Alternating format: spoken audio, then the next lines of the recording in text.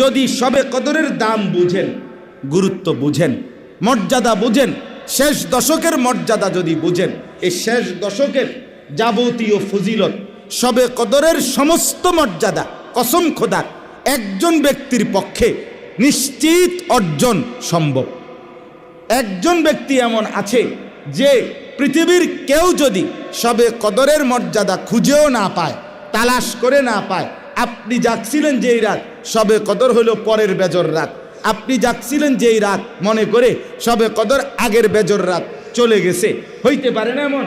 তো এইটা বোঝা গেল কেউ কেউ বঞ্চিত হওয়ার সুযোগ আছে, সুযোগ আছে কিনা। কিন্তু একজন ব্যক্তি যে কোনোভাবেই শবে কদর তার জীবন থেকে সে বঞ্চিত হবে না, শেষ দশকের সমস্ত মর্যাদা সে পাবেই পাবে, ওই একজন ব্যক্তির নামই হলো আল্লাহর ঘর মসজিদে যিনি ইতিকাফ করেন।